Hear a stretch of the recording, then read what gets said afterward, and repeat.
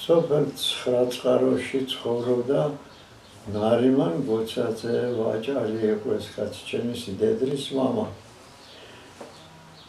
აქ მე გადმოგცემთ ჩემი სიდედრისა და მისი დის დარიკო გოცაძის მოგონებას თუ როგორ ჩატარდა მათ სახლში ნარიმანის ჩუმად არალეგალური კრება, რომელიც ჩაატარა სტალინმა. კრება დანიშნული იყო ერთ-ერთი გოცაძის მარანში. ეს მარანი მოშორებული იყო მოსახლეობიდან, ვენახში იყო ჩადგმული თუმეტი, მაგრამ გაუფრთხილებიათ გოცაძე, რომ თუ კრება ჩატარდება, თქვენ მარანს იგი დაგიწვავთ და ასე შეუშინებიათ და უარი განუცხადებიათ. სტალინი ამ დროს მალულად იყო ნარიმან გოცაძის ოჯახში და იგონებს ჩემი სიდედრის და დარიკო გოცაძე, რომ ეზოში დიდი ეზო ჰქონდათ, იდგა ძელქვის ხე და აქ მუშაობდა, მოშორებით იყო ეს ახლა გზიდან, ეს ტერიტორია ზესტაფონიდან დაშორებული იყო დაახლოებით 3 კილომეტრამდე და ტყით დაფარული იყო, გადიოდა მხოლოდ საურმე გზა და ცხოვრობდნენ იქ გოცაძეები და სხვადასხვა ხები და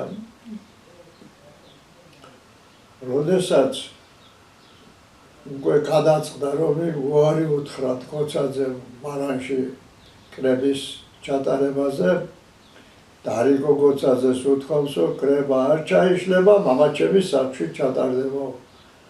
და იგონებს, რომ სტალინი მუშაობდა, კითხულ წერდა რაღაცას, ალბათ კრების საკითხებზე, რომ მიუტანდის სადილს, ის ზევით არ აიხედავდა, გავშლიდი მინდორზეს და წამოვიდოდი ფეხაკრეფით და შემდეგ შეჭამდა ალბათ და გამოყოფილი ყავდათ გოცაძეებს ყარაულები ზესტაფონის კამეჩის სავსე ძახე 9 კილომეტრის მოშორებიდან და შორაპნის მხარეზე სხვადასხვა ადგილებში, რომ მეთვალყურეები ვინმე არ შემოყვარულიყო ისეთი, რომელიც ხელს შეუშლიდა. დელეგატები მოწვეული ყოფილან საჩხერე, ჭიათურა, ხარაგაული, ქუთაისი, რაჭიდან, ასე ხონიდან და ასე შემდეგ. უკვე ღამე დაიწყეს მოსვლა აიტვნებით, შეიკრიბენ ნარიმანის დიდი ზალა ქონა, დიდი სახლი, აი არქიტექტურა. ნარიმანმა არაფერი არ იცის. გაგრძელებულა კრება, დიდხან გაგრძელებულა და დარიკო იგონებს, რომ კამათის დროს ჩვენ მიყურებული ვიყავით პანჯარაზე ახალგაზრდები ისე, რომ რა ხდებოდა გაგვეგოში და კამათის დროს ყველას ჩაჭრიდა ხოლმე სტალინიო. ზოგს ეთქოდაო, თქვენ ასე ხართო ხანისე და ხანისია პაჩემო მანასეო რაღაც ასე იგონებს ამ ამბავს.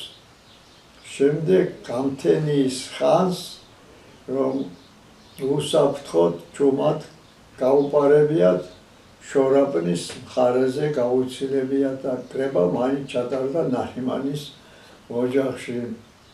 ამ დროს მამასახლისი ალექსანდრე გოცაძე არ გაჩერებულა ცხრაწყაროში, ის წასულა, აი მთების გადაღმად სოფელია კეკდაველეთში, ვითომ აქ არ იყო აერი და ამ მდგომარეობას და საშუალება მიცათ, რომ კრება ჩატარებულიყო.